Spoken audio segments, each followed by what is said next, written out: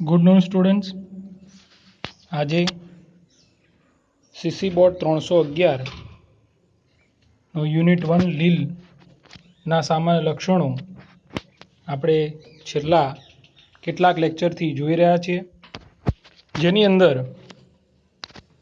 આપણે એને અભ્યાસની સરળતા ખાતર કેટલાક મુદ્દાઓમાં ડિવાઈડ કરેલા, જેનો સૌથી પહેલો મુદ્દો હતો એનું રહેઠાણ એટલે કે નિવાસસ્થાન. જુદા જુદા પ્રકારના આપણે નિવાસસ્થાન જોયા લીલના. ઓલમોસ્ટ પૃથ્વી પર દરેક જગ્યાએ આ લીલ જોવા મળે છે અને એના આધારે આપણે એના લીલના પ્રકારો પણ જોયા. હવે બીજો મુદ્દો આપણે જોયો એનું કદ. પહેલો મુદ્દો આપણે નિવાસસ્થાનનો જોયો, બીજો મુદ્દો એનું કદનો જોયો કે ભાઈ કદની અંદર પણ એ ઘણી બધી વેરિએશન ધરાવે છે. નાનામાં નાનું કદ ક્લેમિડોમોનાસ 0.5 માઇક્રોનથી લઈ 60 મીટર કરતાં પણ વધારે. કેટલીક વૈજ્ઞાનિકોનું એવું પણ કહેવું છે, કેટલીક માઇક્રોસિસ્ટની જાતિ એવી પણ છે કે તે 180 મીટર જેટલી લંબાઈ ધરાવે છે અથવા 180 મીટરનું કદ ધરાવે છે. બીજું કે ભાઈ એનો સુકાયક કેવા પ્રકારનો છે, મીન્સ એનો દેહ રચના કેવા પ્રકારની છે, સુકાયક પ્રકારની છે. સુકાયક કોને કહેવાય એ પણ તમને ખ્યાલ છે. ત્યારબાદ આપણે જોઈએ એની સુકાય રચના. પહેલું રહેઠાણ, પછી કદ, દેહ રચના કયા પ્રકારની, પછી એની દેહ રચના વિશે આપણે ચર્ચા કરી, એટલે કે સુકાય રચના વિશે ચર્ચા કરી કે ભાઈ સુકાય રચના એમાં વિવિધતા જોવા મળે છે. એક કોષીય પ્રકારની લીલ જોવા મળી, સમંડળ પ્રકારની જોઈ, બહુકોષીય તંતુઓ સ્વરૂપે પણ જોઈ. તો આ ડાયાગ્રામ પણ આપણે સાથે એની ચર્ચા કરેલી કે ભાઈ એક કોષીય સ્વરૂપ, સમંડળ સ્વરૂપ, બહુકોષીય તંતુમય સ્વરૂપ. આ ઉપરાંત કેટલાક ઉત્ક્રાંતિ પામેલી જે લીલ હતી એ આવા પર્ણમય ભાગોમાં અથવા પર્ણમય ભાગો જેવી રચના ધરાવતી હતી. એમાં એન્ટેરોમોર્ફા આપણે જોયું, જેમાં એના જે પટ્ટી જેવી જે પત્રમય ભાગ દેખાય એ મૃદુતક, એની અંદર મૃદુતક પેશી આવેલી હોય છે. બીજું ઉદાહરણ આપણે જોયું કે એની અંદર આપણને જે આ બીજી રચના અલ્વાની અંદર, એની અંદર આપણને પત્રમય મૃદુતકીય, જ્યારે બેટ્રાકોસ્પર્મમ જે ઉચ્ચ કક્ષાની જે લીલ જે કરી, ઉત્ક્રાંતિ પામેલી ઉચ્ચ કક્ષાની લીલ, એની અંદર આપણને 2 પ્રકારની શાખાઓ પણ જોવા મળી. એટલે આપણે સુકાય રચનાની ચર્ચા લાસ્ટ લેક્ચરમાં આપણે કરી ગયા. એટલે જો આપણે 3 મુદ્દાઓ તમારે એ ધ્યાન રાખવાનું કે પહેલાં આપણું રહેઠાણ વિશે લખીએ છીએ, પછી એના કદ વિશે લખ્યું, પછી એની સુકાય રચના વિશે લખ્યું. એટલે સુકાય રચનામાં કયો મુદ્દો લખ્યો કે નીચલી કક્ષાની એટલે નિમ્ન કક્ષાની જે લીલ છે એમાં એની સુકાય રચના કયા પ્રકારની છે, જે આપણે જોઈએ એક કોષીય સ્વરૂપની છે, બહુકોષીય તંતુમય સ્વરૂપની પણ છે, સમંડળ પ્રકારની પણ છે. ઉચ્ચ કક્ષાની જે લીલ જે કરી ઉત્ક્રાંતિ પામેલી એની દેહ રચના કેવી છે કે એની દેહ રચના મૂળ, પ્રકાંડ અને પર્ણ જેવા ભાગો પણ ધરાવે છે. જેમ બેટ્રાકોસ્પર્મમમાં જોયું કે એમાં 2 પ્રકારની શાખાઓ જોવા મળે છે. અલ્વા અને એન્ટેરોમોર્ફામાં જોયું કે ભાઈ એનું જે દેહ રચના છે એ પર્ણમય જેવા ભાગો ધરાવે છે.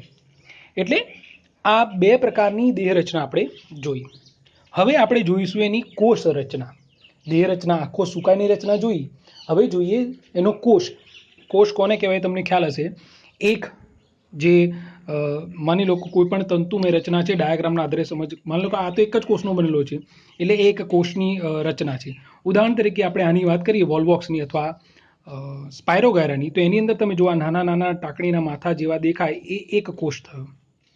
આ પણ જે તમને આપણે આ દેખાય એ એક કોષ થયો. એટલે એ કોષની રચના આપણે જોઈ છે. તમે F5ની અંદર સ્પાયરોગાયરા ભણ્યા એમાં 2 વસ્તુ ભણતા હતા. પહેલાં એની સુકાય રચના ભણતા હતા અને પછી એની કોષ રચના ભણતા હતા.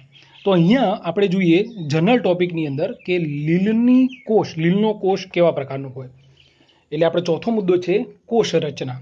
તો સિયાનોફાઇસી વર્ગની જે નીલહરિત લીલ જે ખરી, આ ખાસ યાદ રાખજો. આમ લીલના સામાન્ય લક્ષણો આપણે ચર્ચા કરીએ છીએ એટલે લીલમાં સૌથી પહેલી જે કહીએ કે જે સૌથી પહેલી લીલ આવી હશે અસ્તિત્વમાં એ કઈ છે, સિયાનોફાઇસી વર્ગની લીલ, જેને આપણે નીલહરિત લીલ પણ કહીએ છીએ.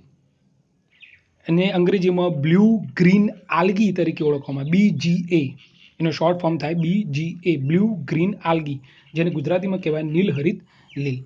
આ જે નીલહરિત લીલ છે એમાં જે કોષ રચના જે ખરી એ કેવા પ્રકારની છે? પ્રોકેરિયોટિક પ્રકારની. હવે પ્રોકેરિયોટિક પ્રકારનો કોષ કેવો હોય એ તમે F5 ની અંદર પણ ભણેલા છો. અહીંયા તો પણ આપણે થોડી ઘણી ચર્ચા કરેલી કે સિયાનોફાયસી વર્ગની જે નીલહરિત લીલ જે ખરી એ પ્રોકેરિયોટિક પ્રકારની કોષ રચના ધરાવે છે. એટલે કે એની અંદર જે કોષ કેન્દ્ર જે ખરું એ પ્રાથમિક પ્રકારનું છે, એટલે સંપૂર્ણ વિકસિત હોતું નથી. આ ઉપરાંત કોષ કેન્દ્રિકા, અંતરસજાળ, કણાભસૂત્ર, ગોલ્કીકાય, હરિતકણ વગેરે જેવી અંગિકાઓનો શું હોય છે? અભાવ હોય છે. જ્યારે તે સિવાયની બધી જ કઈ સિવાયની? સિયાનોફાયસી વર્ગ સિવાયની બધી જ જે લીલ જે ખરી એ યુકેરિયોટિક પ્રકારની કોષ રચના ધરાવે છે.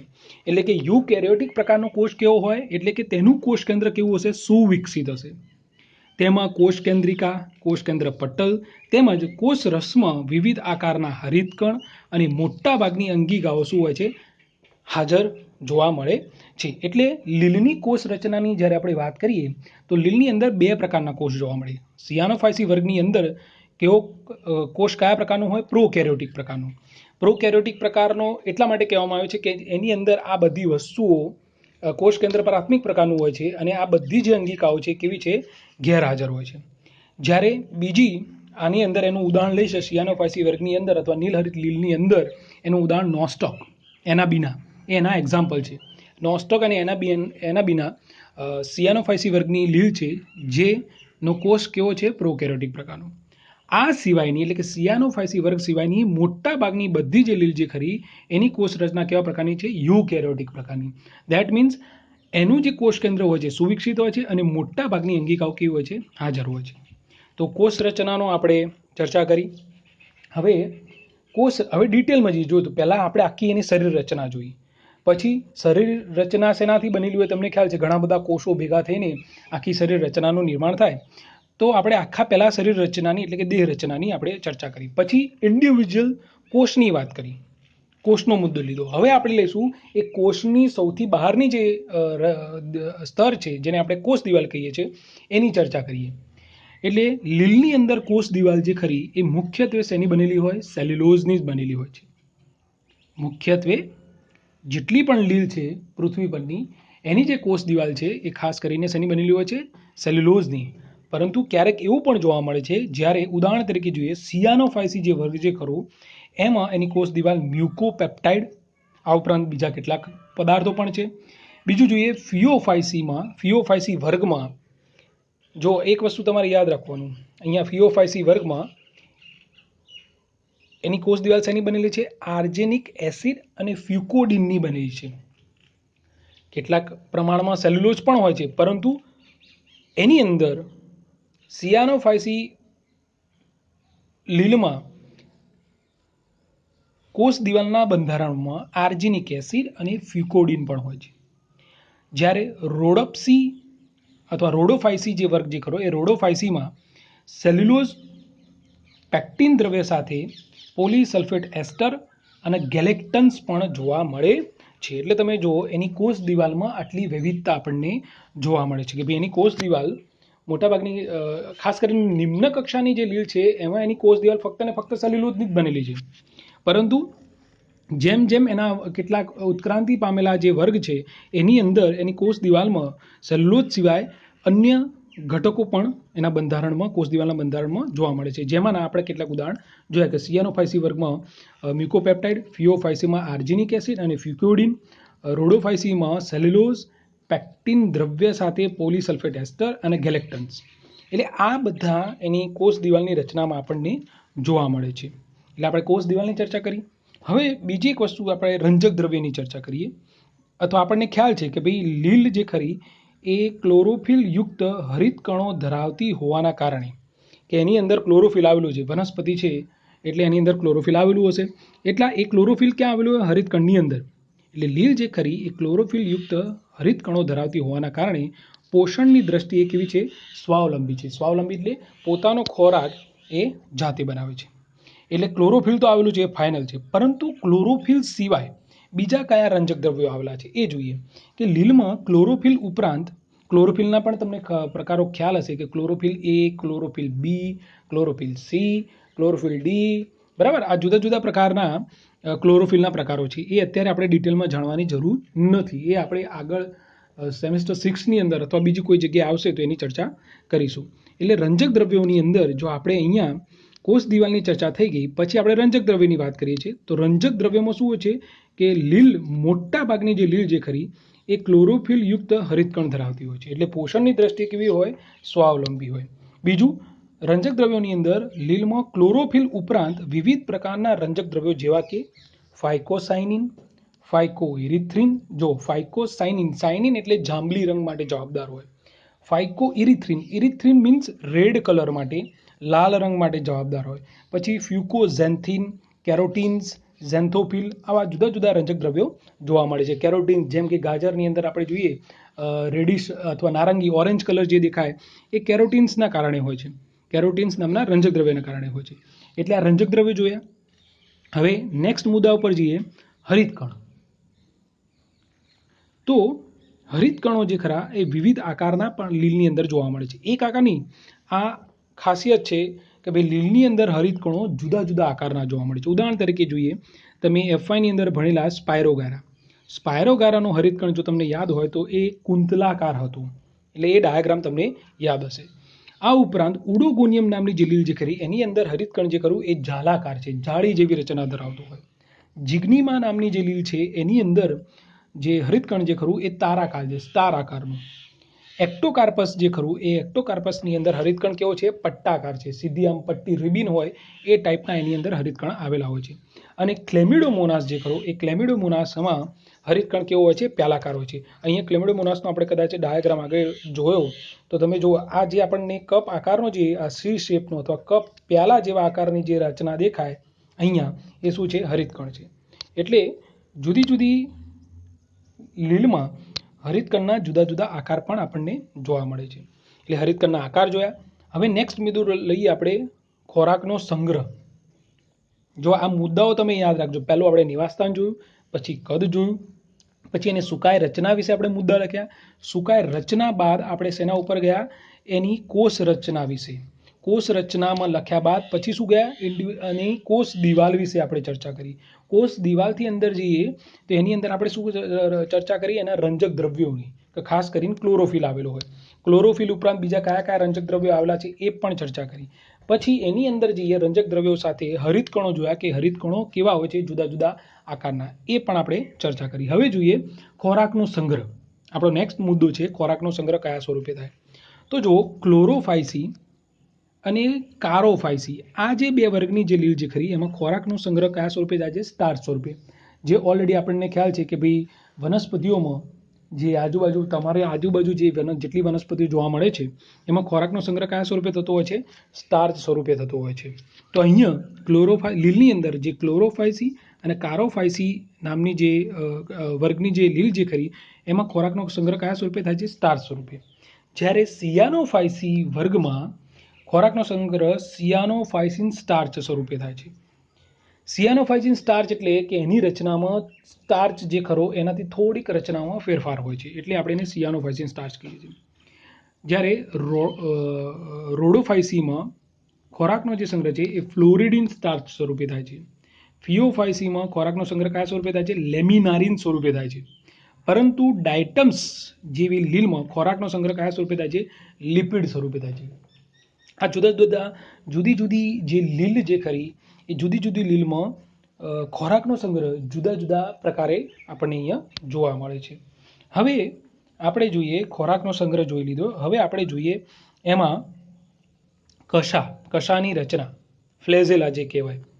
જો લીલના જે ચલિત કોષો જે ખરા એ સૂક્ષ્મ જીવરસીય ચાબુક જેવી લાંબી રચના ધરાવે છે.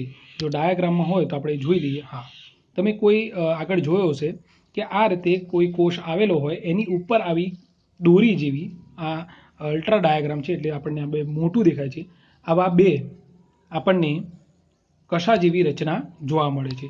એટલે વર્ણનમાં એટલે લખ્યું છે કે લીલના જે ચલિત કોષો જે ખરા એ સૂક્ષ્મ જીવરસીય ચાબુક જેવી, અહીંયા જે ડાયાગ્રામમાં દેખાય જીવરસીય, આ ચાબુક જેવી શું દેખાય છે? આપણને લાંબી રચના જોવા મળે છે, જેને શું કહે છે? કશા તરીકે ઓળખવામાં આવે છે, જેને અંગ્રેજીમાં ફ્લેઝેલા તરીકે ઓળખવામાં આવે. હવે આ કશાઓ સમાન કે અસમાન કદની હોય છે. સમાન કે અસમાન કદની એટલે તમે જો અહીંયા આપણને બંને કશાઓ કેવી છે, સમાન કદની દેખાય છે. કેટલાકની અંદર એવું પણ જોવા મળશે કે ભાઈ બંને જે કશાઓ છે એ જુદા જુદા કદની હોય છે. કોઈ એક નાની હોય તો એક મોટી હોય તો એ સમાન કદની પણ જોવા મળે છે. બીજું, આ કશાઓની ઉત્પત્તિ ક્યાંથી થાય છે? જે તલસ્થ કણિકાઓમાંથી કશાઓ ઉદ્ભવે છે. અહીંયા તમે જો આ ડાયાગ્રામમાં આ રહ્યો નીચેનો જે આ પોર્શન છે, અહીંયા લખ્યું ને બેઝલ બોડી, અહીંયા એરો મારીને લખ્યું છે. આ જે બેઝલ બોડી છે એને શું કહેવાય? તલસ્થ કણિકા. તો કશાઓ ઉદ્ભવી ક્યાંથી? તલસ્થ કણિકાઓમાંથી. તો કશાઓની ઉત્પત્તિ શેમાં થતા છે? તલસ્થ કણિકાઓ અથવા તો એને અંગ્રેજીમાં બેઝલ બોડી કહેવામાં આવે છે. તો એની ઉત્પત્તિ બેઝલ બોડી અથવા તલસ્થ કણિકાઓમાં થાય છે. હવે કશા જે ખરી એ 2 કેન્દ્રસ્થ તંતુઓ અને 9 પરદીય તંતુઓ ધરાવે છે. આમ આ જે કશા જે ખરી એ 9+2 નલિકા તંત્ર રચે છે. આપણે ડાયાગ્રામના આધારે સમજવાનો ટ્રાય કરીએ. આ જે કશા જે આપણને દેખાય એની અંદર તમે જો આ અંદરથી લાઈનો જતી હશે, એટલે સેન્ટરમાં જે ખરું એ મધ્યમાં આ જે કશા એના મધ્યમાં 2 કેન્દ્રસ્થ તંતુઓ હોય. આ જે આપણને અહીંયા દેખાય ને, અહીંયા ઓછા તંતુ આપણને દેખાય છે, પણ એકચ્યુઅલી એને અલ્ટ્રા ડાયાગ્રામ આપણે જોઈએ તો અહીંયા ઘણા બધા તંતુ આવેલા હોય, જેમાં મધ્યમાં આ કશાની મધ્યમાં 2 કેન્દ્રસ્થ તંતુઓ હોય અને બોર્ડર તરફ કેટલા હોય? 9 પરિધીય તંતુ હોય. જો એનો આ જે છેદ લીધેલો છે એમાં આપણને ખ્યાલ આવશે. આ સેન્ટરમાં તમે જુઓ, સેન્ટરમાં આપણને કેટલા તંતુ દેખાય છે? આ 2 રાઉન્ડ દેખાય છે, એટલે 2 તંતુઓ મધ્યમાં હોય. જ્યારે પરિધ તરફ કેટલા તંતુ હોય? 9 તંતુ હોય. એટલે કશા જે ખરી એ 9+2ની નલિકા તંત્ર રચે છે. એટલે કશા વિશે આપણે ચર્ચા થઈ ગઈ. હવે બીજું જોઈએ, કશાની અંદર બીજું એક જોઈએ કે ભાઈ સિયાનોફાઇસી અને રોડોફાઇસી, આ 2 જે ગ્રુપ જે ખરા, તો આ 2 જે વર્ગ જે ખરા એ સિવાયની લગભગ મોટા ભાગની લીલ જે ખરી એ મોટા ભાગની લીલમાં કશાઓ જોવા મળે છે.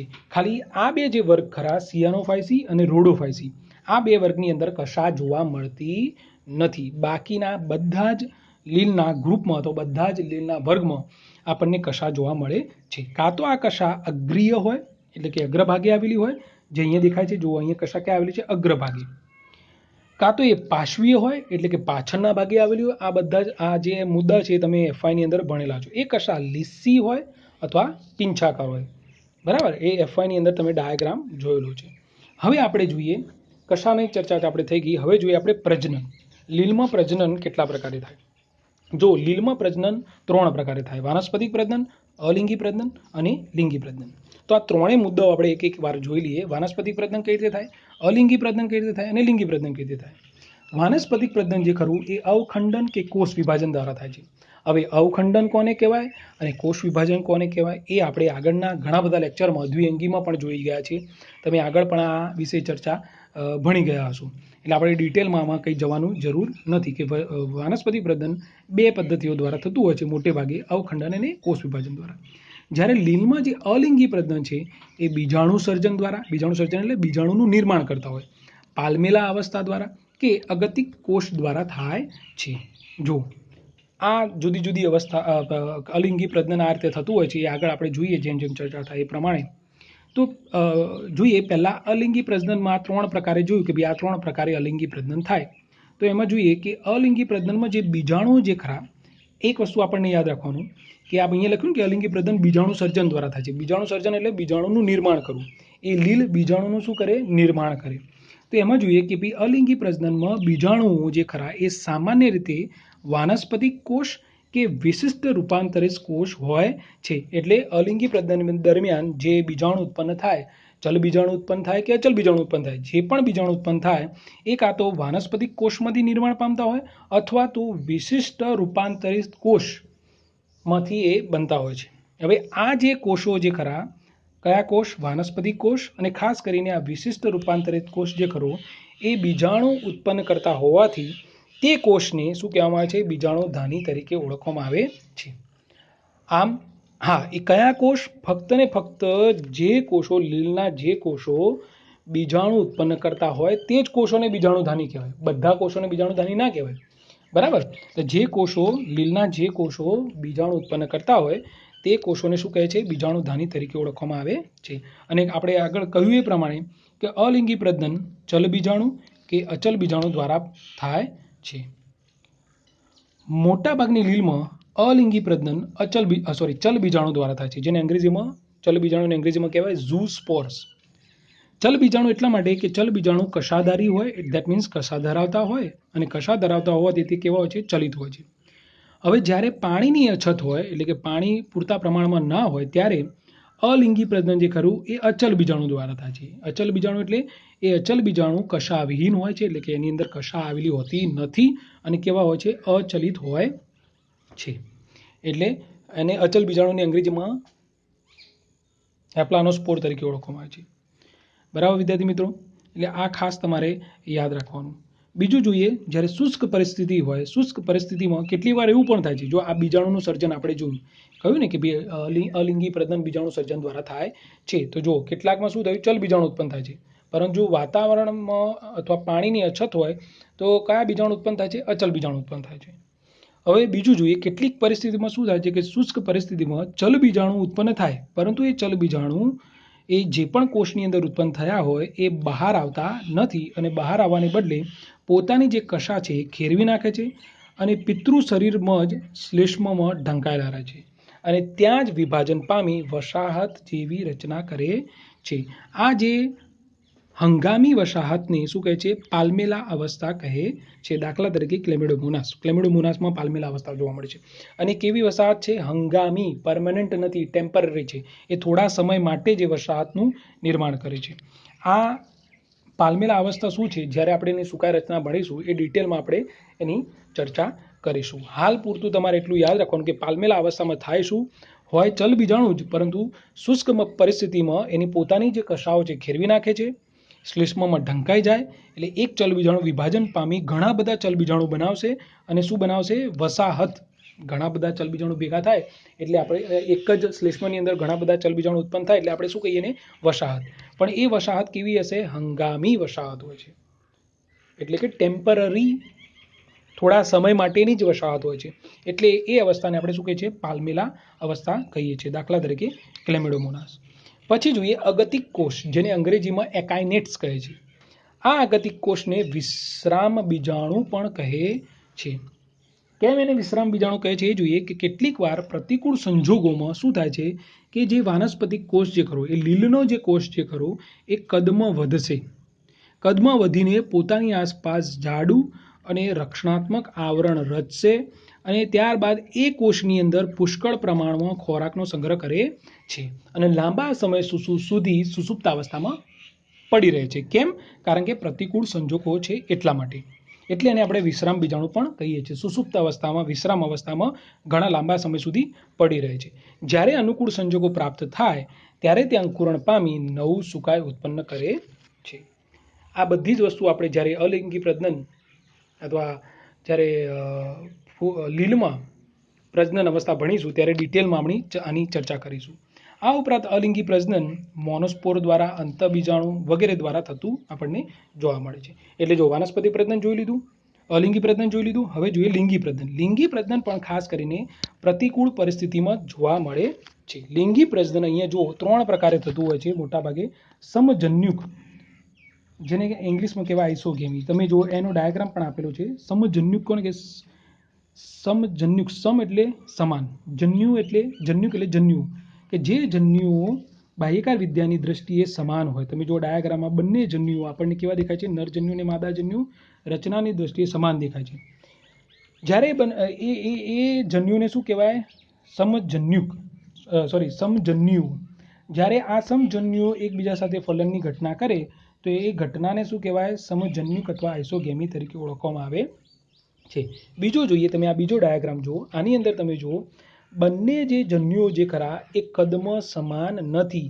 એક જન્યુ ખાસ કરીને નર જન્યુ કદમાં નાનો છે, અને માદા જન્યુ છે કેવો છે? કદમાં મોટો છે. એટલે બંને જન્યુઓ કદમાં બાહ્યકાર વિદ્યાની દ્રષ્ટિએ કેવા છે? જુદા જુદા છે. એટલે આ જન્યુને વિષમ જન્યુ કહેવાય.